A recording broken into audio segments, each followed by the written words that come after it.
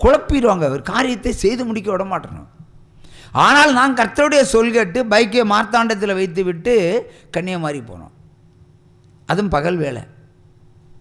அப்போ என் மனைவி சொல்லுவா, இந்த நேரத்தில் போனால் ஒரு பிச்சைக்காரியை கூட பார்க்க முடியாது, உடனே காலையில் போகணும் இல்லைன்னா சாயங்காலம் போகணும். ஏய், கர்த்தர் சொல்லி தானே போகிறோம், ஏன் அந்த புதுசாக குண்டக மண்டக கேள்வி எல்லாம் கேட்குற, குழப்புற கேள்வி? ஆம்பளைங்க வீட்டில் ராஜாவாக இருங்க, ராணி மாதிரி இருக்காதீங்க, புரியுதா? வீட்டில் தீர்மானம் கெடுக்கிறது ஆண்களாக இருக்கணும், பெண்களாக இருக்கக்கூடாது. பெண்கள் அடுக்கலைக்கு மட்டும்தான், சமையல் வேலை மட்டும்தான் தீர்மானமாக இருங்க. நிர்வாகத்தில் ஆண்கள் செய்யட்டும், வீடு நல்லா இருக்கும். உற்சமாக கையை தட்டுங்க, இல்லைன்னா அதே மாதிரி குழப்பங்கள் வரும். நான் அதையும் தாண்டி, ஏய் ஆண்டவர் தானே போய் சொன்னார், நீ அதை பற்றி என் கவலைப்படுற, வா பின்னாடி. கன்னியாகுமரியில் இறங்கும்போ மணி 12:30, சுடு வெயில், எல்லாம் வெளிச்சமாக இருக்குது, வெட்டாந்தர மாதிரி இருக்குது, ஒருத்தரும் இல்லை. அவள் சொன்ன மாதிரி தான். அவள் முகத்தை பார்க்குறேன், உடனே சொல்கிறா, நான் அப்போவே சொன்னேன் ஒருத்தன் கூட இருக்க மாட்டாங்க. தான் குண்டக மண்டகம், அதான் அபிவிசுவாசனுடைய கேள்விகள். அதையும் தாண்டி நாங்கள் போகிறோம், தேடி பார்க்கிறோம், ஒன்றுமே இல்லை. ரொம்ப தூரம் நடந்து போகிறோம், அங்கேயே ஒருவரும் கிடையாது, ஆனால் வெகு தூரம் நடக்கிறோம். 2 வாட்டி நடந்தாச்சு, வெயில் அடிக்குது. திரும்பவும் சொல்லுவாங்க, அப்போவே சொன்னேன் ஒருத்தரும் வரமாட்டாங்கன்னு.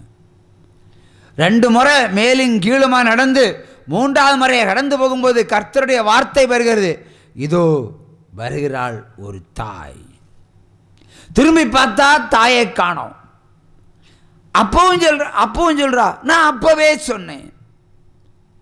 ஆனால் ஒரு சற்று நேரத்திற்கு பிறகு ஒரு கோலை தரையிலே ஊன்றி ஊன்றி அந்த கடும் வெயிலிலே ஒரு கூனு போட்ட ஒரு தாய் எங்களை நோக்கி நடக்க ஆரம்பித்தாள். நாங்கள், எனக்கு உற்சாகம், அவளுக்கு திகைப்பு, அவளுக்கு இல்லை இவளுக்கு திகைப்பு. அப்படியே கடந்து வருகிறோம். வந்ததும் அந்த 100 ரூபாய் கையில் கொடுத்தோம். மேலும் கீழுமாய் பார்த்தாள், அப்படியே கையசைத்து விட்டு சென்றார்கள். வந்தது யாராக இருக்கும்? இயேசு.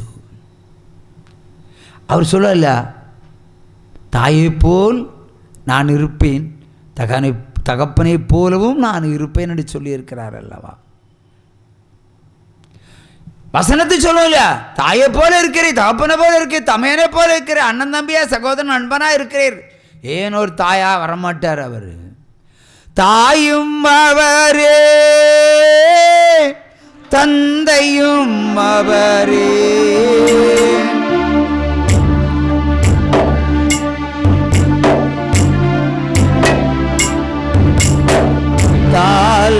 தாலாட்டுவார், சீராட்டுவார், தாலாட்டுவார், சீராட்டுவார். யாருமை கைவிட்டாலும் இயேசு கைவிட மாட்டார். யாருமை கைவிட்டாலும் இயேசு கைவிட மாட்டார். திரும்ப பாடுவான். தாயும் அவரே, தந்தையும் அவரே, தாயும் அவரே,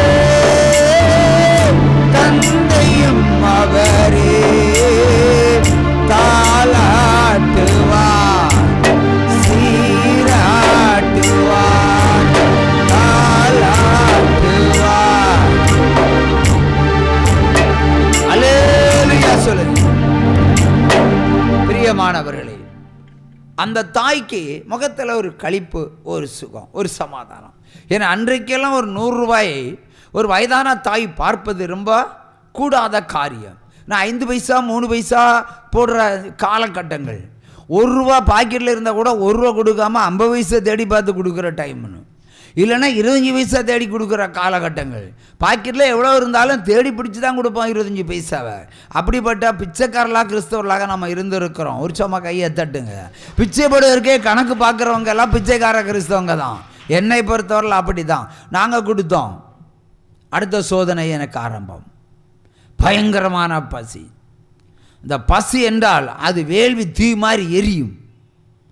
இப்போ அந்த தாயினுடைய பசியை போக்கியாச்சு.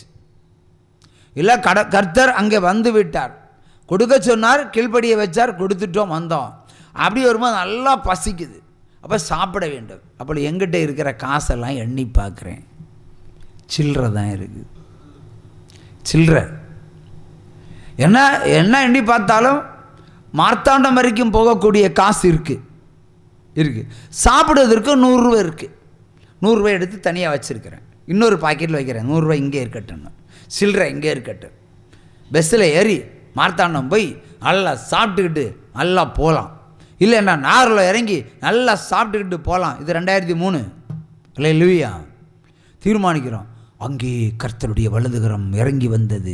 அந்த 100 ரூபாயை பட்சிப்பதற்கு அவர் திட்டம் போட்டார், ப்ராஜெக்ட் போட்டார், அமுக்கிட்டார். கோழி குஞ்சு அமுக்கினது போல. உற்சவமாக கையை தட்டுங்க எப்படின்னு பார்க்கலாம்.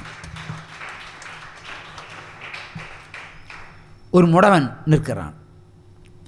ஒரு கோலை தரையில் ஊன்றி ஒரு காலை அந்த கோலில் மிதித்து விட்டு சுற்றி வச்சுக்கிட்டு நிற்கிறான். எங்களை பார்த்தா நிறைய பேர் போகிறாங்க. யார்கிட்டையும் கேட்கலாம். அவன் எங்கிட்ட, ஐயா 100 ரூபா தருவீங்களா? நம்ம பாக்கெட்டில் இருந்தது இவனுக்கு தெரிஞ்சு போச்சே. 100 ரூபா தான் கேட்குறேன், சில்லறை கேட்கலையே. அப்போ நமக்கு அந்த காலத்தில் 5 பைசா 10 பைசா பிச்சை கேட்குற காலகட்டத்தில் நம்மக்கிட்ட 100 ரூபா ஸ்பெஷலாக கேட்குறான். அப்போ என் பாக்கெட்டில் இருந்தது இவன் 100 ரூபான்னு தெரிஞ்சு போச்சு. நான் அவனுக்கு மோகமாக பார்க்குறேன். நான் சாராயம் குடிக்கிறது கேட்குறிய நீ? நாங்கள் சாப்பிட வைத்திருக்கிறோம். முறைச்சு போய் கேட்குறேன், வரப்பாக கேட்குறேன். உடனே, ஐயா நாகூர் வரைக்கும் போகணும், பஸ்ஸுக்கும் காசு வேணும், சாப்பிடவுக்கும் காசு வேணும். காலையில் 10 மணிலேருந்து நான் கேட்குறேன், ஒருவரும் இறங்கலை. நீங்கள் எனக்கு 100 ரூபா கொடுப்பீங்களா? ஏன்னா அன்றைக்கி நாங்கள் சட்டை போட்ட பிச்சைக்காரர்கள், இதே மாதிரி தான். அப்போ எனக்கு கொஞ்சம் மனசு இழகுது. சரி நாகூர் தானே போனோம், நீங்கள் பிரதரில் ஏறுங்க, நான் டிக்கெட் எடுக்கிறேன். சரி சாப்பாடு ப்ராஜெக்டை விட்டுட்டு வண்டியில் ஏறும். வண்டியில் ஏறி வழக்கமாக அவன் பக்கத்து சீட்டில் உட்காந்துருக்கான், நாங்கள் 2 சீட்டில் உட்காந்துருக்குறோம். கண்டக்டர் வந்தார், டிக்கெட் நான் 2 டிக்கெட்னு சொல்லிட்டேன். அவ்வளோதான். அவன் முகத்தில் வெளிப்பட்ட ஒரு ஏக்கம், முகத்தை தாகத்தோடு பார்க்குறான். நான் அறியாமல் வழக்கமாக சொன்னது. அப்புறம் 3 டிக்கெட் மாற்றிட்டோம். அப்போ தான் அவனுக்கு கொஞ்சம் இளைப்பாறல் வந்து விட்டது. அப்பொழுதும் கர்த்தர் சொல்கிறார், அந்த 100 ரூபாய் அவனுக்கு கொடு. நிறைய பேர் கேட்பாங்க, கர்த்தரெல்லாம் பேசுவது கேட்குமான்னு. உங்களுக்கு கேட்குமோ இல்லையோ, ஆனால் எனக்கு கேட்கும். அப்போ நான் 100 ரூபா அமுக்கி வச்சுட்டேன், சட்டையை பிடிச்சி வச்சுட்டேன். இருக்கு 100 ரூபா, இதை கொடுத்தா சரியாகாது, இது சாப்பிடுக்குன்னு ஒதுக்கி வச்சாச்சு, அது அப்படியே இருக்கட்டும். ஆனால் சில்லறை எடுத்து அவனுக்கு கொடுத்துட்டேன். 100 ரூபா நோட்டை கொடுக்க பயந்து போய் இந்த சில்லறை எல்லாம் நான் டிக்கெட் எடுத்தாச்சுல்ல அவனுக்கு கையில் கொடுத்தேன். மடமடா கண்ணீர் விடுறான்.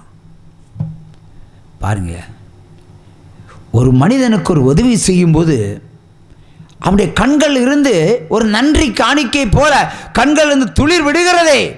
இதை விட உலகத்தில் மிகப்பெரிய சக்தி என்ன இருக்கிறது? ஒன்றுமே கிடையாது. அப்போ தான் வெட்கப்படுகிறேன் நான். ஆண்டவர் சொன்ன 100 ரூபாயை கொடுத்துருக்கலாம்ல. மனசுக்குள்ளே ஏங்குகிறேன். சரி பரவாயில்ல, இப்படியே கை வச்சுட்டு பஸ்ஸில் தூங்குறேன். தூக்கம் வரும்ல, ராத்திரியெல்லாம் விழித்திருந்து ஜோம் பண்ணுவோம். 2 காலையும் தூக்கி சீட் மேலே வச்சுக்கிட்டு குரங்கு மாதிரி இப்படி உட்காந்துருக்கிறேன், கொத்தி வச்சுட்டு உட்காந்துருக்கேன். ஏன்னா காற்றுல கூட 100 ரூபா பறக்க விடாது, அப்படி ஏன்னா சாப்பிடணும். இதான் ப்ராஜெக்ட். பஸ் ஸ்டாண்டில் இறங்கியாச்சு நாகூரில். ஹோட்டலில் தேடுறோம். ஹோட்டலுக்கு பக்கத்தில் ஒரு ஹோட்டல் கண்டுபிடிச்சாச்சு. ஏன்னா ஏன் ஹோட்டலில் தேடுறோன்னா 100 ரூபா சாப்பாடுக்குள்ளே 2 பேரும் சாப்பிடணும். அந்த ஹோட்டலில் தேடுறோம். அப்புறமா ஹோட்டலில் கால் வைக்க முன்னாடி நான் பாக்கெட்டை மறுபடியும் பார்க்குறேன், காசை காணோம். இந்த பழமொழி சொல்ல துண்டா காணும் துணியை காணும்னு சொன்ன போல, ஏன்னா பொத்தி வச்சு தூங்குனேன், இதில் இந்த 100 ரூபாயும் போயிடுச்சே. நல்லா தேடுறேன், என் பர்ஸில் வச்சுருப்போனோம், அங்கே வச்சுருப்போனோம், இங்கே வச்சுருப்போனோம், சந்தேகம் வரும்போது தானே எல்லாம் தேடி பார்ப்போம். 100 ரூபாய் இல்லை. கர்த்தர் சொன்னார், கொடு என்று சொன்னால் கொடுக்கணும், இல்லை என்றால் நான் எடுத்தேன், ஆனாலும் உன் பசியை போக்குவேன் நான் என்று சொன்னார் கர்த்தர். கையை தட்டுங்க, எவ்வளோ பெரிய தெய்வம் பாருங்க. சொன்னா கேட்கலனா இருக்கிறத முடிங்கிடுவேன்னு சொல்லிட்டாரு. இப்போ அவர் என்ன சொல்றாரு, உள்ளவனிடத்திலிருந்து இருக்கிறத எடுத்து இல்லாதவனிடத்திலிருந்து இருக்கிறத எடுத்து உள்ளவனுக்கே கொடுப்பேன். என்கிட்ட இருக்கிறத அவர் பிடுங்கிட்டார். சரி, புரிஞ்சு போச்சு எனக்கு. பிச்சைக்காரன் குடி சொன்னால் கொடுக்கணும், கொடுக்கல. நான் சாப்பிடக்குன்னு வச்சுருந்தேன், அதுவும் போயிடுச்சு. இனி என்ன, எப்படி போகிறது? இருந்தால் சில்லறை 100 ரூபாய் நம்பி சாப்பாடு காசெல்லாம் அவன்கிட்ட கொடுத்துட்டேன், சில்லறையெல்லாம் அவன் கொடுத்துட்டேன். இப்போ எனக்கு நான் மரத்தாண்டு போக முடியாது, காசு கிடையாது. சாப்பாடு வச்சுருந்தா 100 ரூபாயும் போயிடுச்சு. கேட்கலாம், என்ன சாப்பாடு 100 ரூபா? இந்த சில்லறையை கொடுக்குற முன்னாடி என்ன நினச்சேன், 100 ரூபாயில் 100 ரூபாய் சாப்பிடலாம். சில்லறையை கொடுத்தா நினச்சேன், நமக்கு ஆளுக்கு 2 புரோட்டா சாப்பிடலாம், மிச்சத்தை பஸ்ஸுக்கு போகலாம். இப்போ அதுவும் போயிடுச்சு. அப்புறம் திடீர்னு ஒரு ஃபோன் கால் வருது, பாஸ்டர் எங்கே இருக்கீங்க? நீங்கள் எங்கே இருக்கீங்க? நான் நாகூரில் இருக்கிறேன். நானும் நாகூரில் இருக்கிறேன். இல்லை பிரதர், நீங்கள் நாகூரில் எங்கே இருக்கீங்க? நான் வடசேரி பஸ் ஸ்டாண்டில் நிற்கிறேன். நானும் வடசேரி பஸ் ஸ்டாண்டில் நிற்கிறேன். நான் உங்கள் ஊருக்கு வரக்கு இருக்கிறேன். அப்படியா? அப்போ நிற்கிற இடத்த கேட்டேன். அவர் இடத்த சொன்னார். நாங்களும் பார்த்தீங்கன்னா பக்கத்தில் 100 அடி டிஸ்டன்ஸில் நிற்கிறோம். அவர் 2 ஆட்டோக்கு பின்னாடி நிற்கிறார், நாங்கள் ஆட்டோக்கு வெளியே நிற்கிறோம். ஓடி வந்தார். வந்ததும் சொன்னார், பிரதர் நீங்கள் சாப்பிட்ருக்க மாட்டீங்களே, இந்தா 100 ரூபா சாப்பிடுங்க. இழந்ததை திரும்ப கொடுக்கிற தேவன் பாருங்க, எப்படியெல்லாம் ப்ராஜெக்டை போடுறாருன்னு பாருங்க. எதை இழக்கிறோமோ அதை திரும்ப பெற்றுக்கொள்ளுவோம். நம்ம பொத்தி வச்சுக்கிட்டு இருந்தால் ஒன்றும் நடக்காது. எது எனக்கு தேவை? அப்போ அந்த மனுஷனுக்கு எப்படி தெரியும் நான் பசியோடு இருக்கிறது? ஏன் அவர் ஒரு 200 ரூபா தந்திருக்கலாம்ல, தரலையே. அதே 100 ரூபாய் ஆனால் பாக்கியில் இருந்த 100 ரூபாய் இல்லை, கணக்கு அந்த 100 ரூபாய். அப்படியே அவர் முதல்ல சாப்பிடுங்க பிரதர், சாப்பிட்டுட்டு வாங்க. கார்லேயே ஏறி மார்த்தாண்டை விட்டு பைக்கில் நேரம் இங்கே வந்தோம். இங்கே வந்தவர் தான் இதே இடத்துல அமர்ந்து என்ன பிரச்சனைன்னு கேட்குறேன். போலீஸ் என்ன அரெஸ்ட் பண்ணோம், நான் இங்கே தங்குகிறேன் என்று சொன்னார். தங்குறதுனால பிரச்சனை இல்லை, பிரச்சனையை சொல்லுங்கள். அப்போ சொன்னேன், இனிமேல் இந்த மாதிரி விசுவாச வேட்டையை நீங்கள் வச்சுக்கிடாதீங்க. பாவத்தை பிடுங்கினோமா, ஊழியம் செய்தோமோ, பரிசுத்தம் பண்ணினோமா, அப்படி தான் இருக்கணும். விசுவாசிகளுக்கு வீடு கட்டி கொடுக்கறதுக்கு நீங்கள் யார்? அதை அவங்க கட்டிடுவாங்க. எத்தனை லட்சம்? 16.25 லட்சம். அவ இவங்க எவ்வளோ சாப்பிட்ருப்பாங்க? சம்டைம் ஒரு முறை மன்னிக்கிறேன் என்று சொல்லி அந்த வழக்கில் கேஸே இல்லாதபடிக்கு தப்பிப்பதற்கு கர்த்தராகிய தேவன் என்னை பயன்படுத்தினார். 100 ரூபாய் சாப்பாடு போட்டதுக்கு ஜெயிலு போகாமல் மாறினார். இல்லைன்னா ஜெயிலுக்கு போயிருப்பார். கையை தட்டுங்க. அவர் 100 ரூபா எனக்கு போட்டதுனால, நான் கன்னியாகுமரி சென்று 100 ரூபா போட்டதுனால நான் இன்னைக்கு ஒரு கோடீஸ்வரன். உற்சவமாக கையை தட்டுங்க. ஊழிய கோடீஸ்வரன். அதான் தர்மம் செய்யுங்க, நன்மை செய்யுங்க, மேன்மையை காணுங்க. கணக்கு பார்க்காதீங்க. எதில் கணக்கு பார்க்கணும்? ஊதாரித்தனத்தில் கணக்கு பாருங்க. எவ்வளோ ரூபா விபச்சாரத்துக்கு கொடுத்தீங்க கணக்கு பாருங்க, பார்க்க முடியுமா? எவ்வளோ ரூபா மந்திரவாதத்துக்கு கணக்கு செய்தீங்க கணக்கு பாருங்க. மந்திரவாதத்துக்கு செலவு பண்ண பணம், மருத்துவமனைக்கு செலவு பண்ணியிருப்பீங்களே பணம், அதெல்லாம் கணக்கு பாருங்க. அதெல்லாம் பார்க்க மாட்டீங்க, அதெல்லாம் பார்க்கறது இல்லை. எங்க பார்க்கணுமோ அங்கே பாருங்க, எங்க பார்க்கக்கூடாது அங்கே பார்க்கக்கூடாது. அல்லேலூயா. தேவனாகிய கர்த்தருடைய முகத்தை பார்த்தால் நீங்கள் பிரகாசிக்கலாம். ஆகவே தேவனாகிய கர்த்தர் நம்மை பலப்படுத்துவதற்கு வந்திருக்கிற தேவன், நம்மளை காப்பாற்றுவதற்கு வந்த தேவன். ஆனால் சோதிக்கும் பொழுது, நம்ம புடமிடப்படும் பொழுது நாம் அவருக்காகவே பிரகாசிக்க வேண்டும். சங்கீதம் 12ஆம் அதிகாரம் 6வது வசனத்தை ஒருவர் வாசிக்க கேட்போம். 12:6.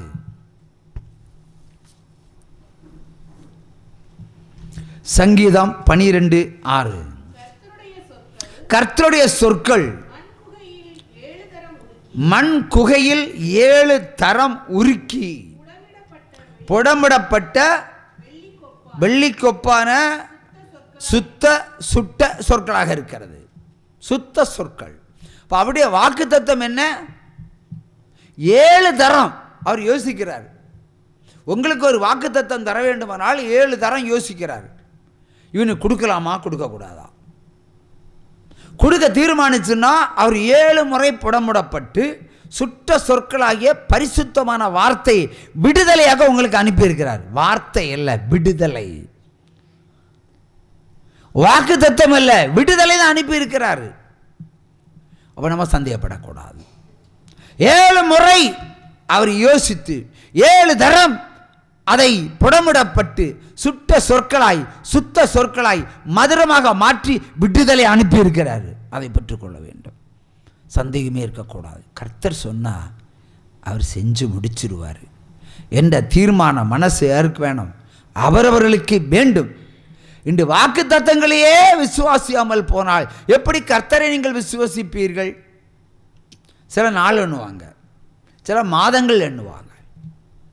கர்த்தருடைய வார்த்தை எப்போ நிறைவேறணும்? கர்த்தருடைய வார்த்தை எந்த நேரம் நிறைவேறினாலும் என்ன, நாளும் நேரமும் பார்த்தா நீ அந்தி கிறிஸ்து. இயேசு கிறிஸ்து முகத்தை பார்த்தா நீ இயேசு கிறிஸ்துனுடைய பிள்ளை. அவர் எவ்வளோ சீக்கிரமாக செய்யணுமோ அது சீக்கிரமாக செய்வார். அதான் அவருடைய வேலை. ஆகவே எந்த இடத்திலும் சோதனைக்கு நீங்கள் தப்பித்து போக முடியாது. சோதனைக்கு உட்படுத்தப்பட்டு தான் நீங்கள் தப்பித்து போக முடியும். சோதனைக்கு உட்படுத்தப்படும் பொழுது நீங்கள் வேதனை தீயில் எரியாமல் தேவனுடைய மகிமையில் பிரகாசிக்க முயற்சிடுங்க. உங்கள் வாழ்க்கை இன்றைக்கே சொல்லிக்கும். பாலைவனமாய் இருந்த எங்களை சோலைவனமாய் மாற்றி நீரையா.